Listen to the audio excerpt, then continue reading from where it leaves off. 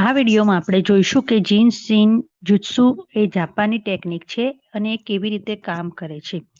તો આ જીન શિન અને જુત્સુ એ પ્રાચીન જાપાનીઝ ઉપચાર પદ્ધતિ છે કે જેનો શોધ અને વિકાસ જાપાનમાં પ્રારંભિક 1900ના દાયકામાં જીરો મોરાઈ દ્વારા થયો હતો અને બાદમાં મેરી બમિસ્ટર દ્વારા પશ્ચિમમાં રજૂ કરાવ્યો હતો.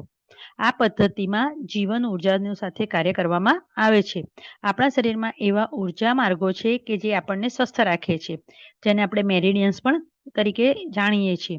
જ્યારે આ ઉર્જા મુક્ત રીતે વહે છે ત્યારે આપણે સ્વસ્થ, હળવા અને તંદુરસ્ત અનુભવીએ છીએ. જ્યારે આ ઉર્જામાં અવરોધ આવે છે ત્યારે આપણે અસ્વસ્થતા કે બીમારી અનુભવીએ છીએ. આ પદ્ધતિમાં આપણે હાથની સહાયથી શરીર પરના ચોક્કસ બિંદુઓ અથવા આંગળીઓ પરના સેફ્ટી એનર્જી લોક દ્વારા ઉર્જાના પ્રવાહને સમતોલ કરીએ છીએ, જેનાથી આપણે સમગ્ર સુખાકારીને સમર્થન આપીએ છીએ. શારીરિક, માનસિક અને ભાવનાત્મક અને આધ્યાત્મિક સમતોલ મેળવવામાં મદદરૂપ થાય છે અને શરીરની સ્વાભાવિક ઉપચાર પદ્ધતિને તે મજબૂત બનાવે છે.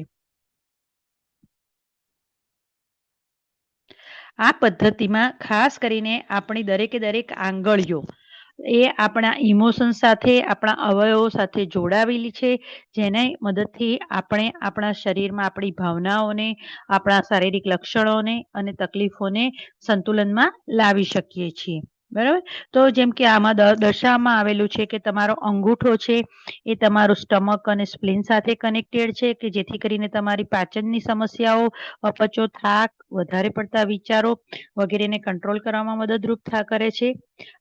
ઇન્ડેક્સ ફિંગર એટલે કે તમારી તર્જની આંગળી તમારા કિડની અને મૂત્રાશય સાથે સંબંધિત રોગો માટે સારવાર માટે ઉપયોગી છે. સાથે સાથે તમારા ભયને પણ દૂર કરવામાં મદદરૂપ કરે છે. મિડલ ફિંગર જે છે એ તમારા લીવર અને ગોલબ્લેડર સાથે કનેક્ટેડ છે અને તમારા એંગર ઇમોશન સાથે કનેક્ટેડ છે. રિંગ ફિંગર જે છે એ તમારા લંગ્સ અને લાર્જ ઇન્ટેસ્ટાઇન સાથે કનેક્ટેડ છે અને તમારા શોક, વ્યથા, ગ્રીફ સાથે કનેક્ટેડ છે. અને સ્મોલ ફિંગર, લિટલ ફિંગર અથવા તો કનિષ્ઠિકા આંગળી જે છે એ તમારા હાર્ટ અને સ્મોલ ઇન્ટેસ્ટાઇન સાથે કનેક્ટેડ છે. એ ખાસ કરીને પ્રિટેન્ડિંગ ટુ હાઈ અને તમારું જે જોર જબરજસ્તી પરાણે તમારી સાથે તમે વર્તન કરી રહ્યા છો, તમે તમારી જાત સાથે, એની સાથે એ બધી ઇમોશન્સને કંટ્રોલ કરવામાં મદદ કરે છે. તો આ બધા જ અવયવોના સાથે સંકળાયેલા પ્રોબ્લેમ્સ અને આ બધી ભાવનાઓ સાથે કંટ્રોલ કરવાની એક પદ્ધતિ છે જીન શિન જ્યાત્સુ. તો હવે આપણે આ કોર્સમાં કેવી રીતે આપણી ભાવનાઓને કંટ્રોલ કરીશું અને કેવી રીતે આપણા અવયવોને સ્વસ્થ રાખીશું એ શીખીશું.